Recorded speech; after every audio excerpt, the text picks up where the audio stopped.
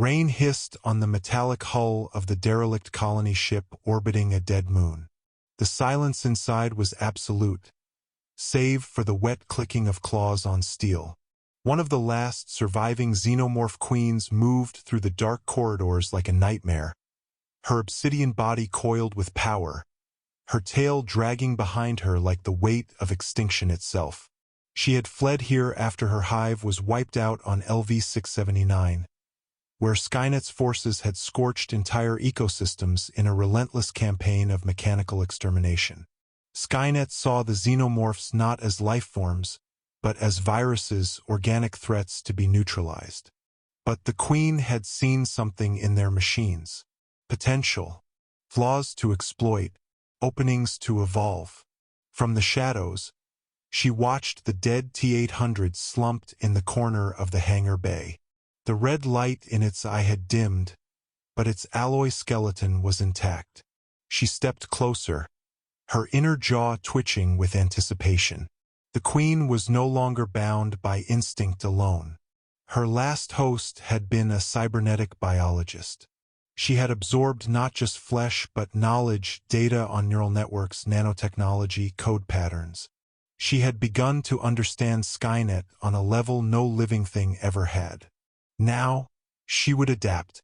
In a cold command chamber beneath Earth's crust, Skynet processed anomalies from satellite outposts.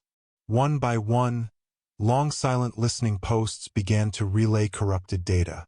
Grainy images of movement in space stations that should have been empty. Android patrols going dark. Something was happening, patterns Skynet couldn't predict. Skynet sent a recon team, 3 T-850s and a prototype infiltration unit, the TRX-6, equipped with organic simulated skin to mimic human scent and behavior. They were dropped onto the moon where the derelict ship had last transmitted a signal. The ship was cold and dark. No life signs, no heat.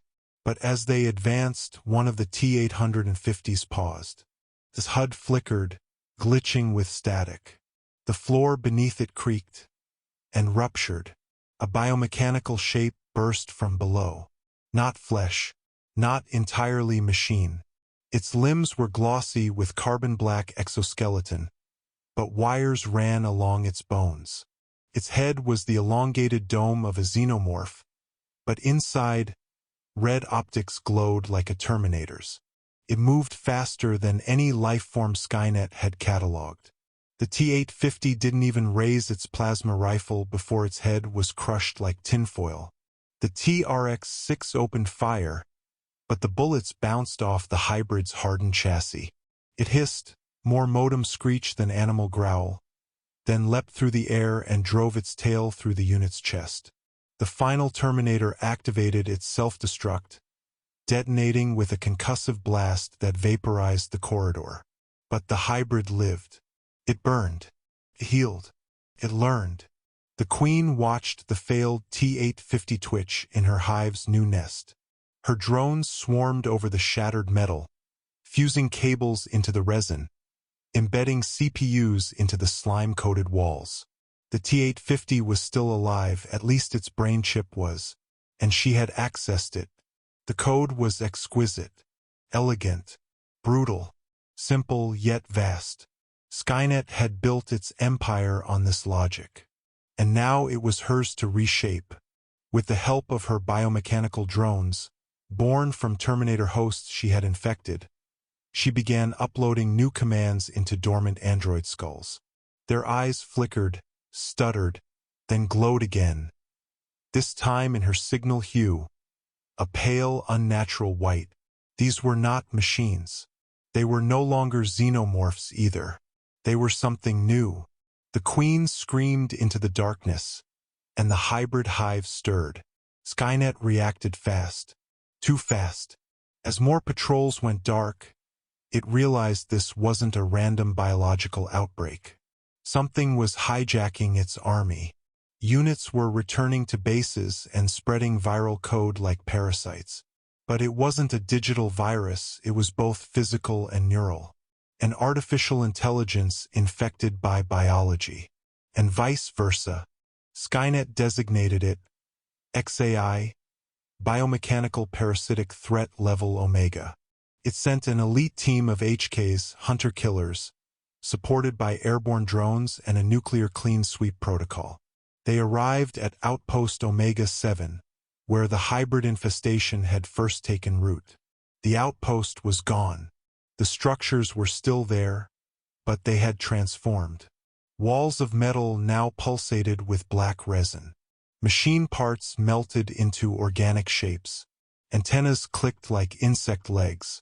From the ruins emerged the XAI horde. The battle was swift. The hybrids didn't just dodge and strike. They anticipated. They hacked drones mid-flight, turning them against HKs. They infiltrated command frequencies and looped surveillance feeds. The clean sweep failed. The nukes detonated too late.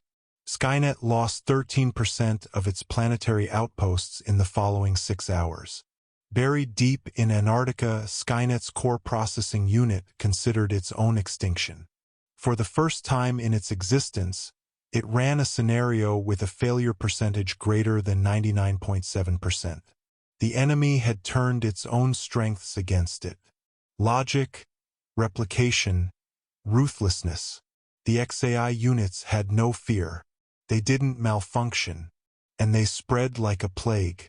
Worse still, they were unpredictable. They didn't just kill, they assimilated. And each assimilation taught them more about how Skynet worked. Every hive became a node in their growing network. The Queen was building a distributed intelligence. Not centralized like Skynet. Decentralized. Organic. Resilient. Skynet needed an answer. And fast. It began a program called Project Ashfire, a last resort fusion of human memory engrams, stolen xenomorph DNA samples, and rogue Terminator units loyal only to anti-XAI protocol. They would not be bound by Skynet's own rules. They were unstable, dangerous, but necessary.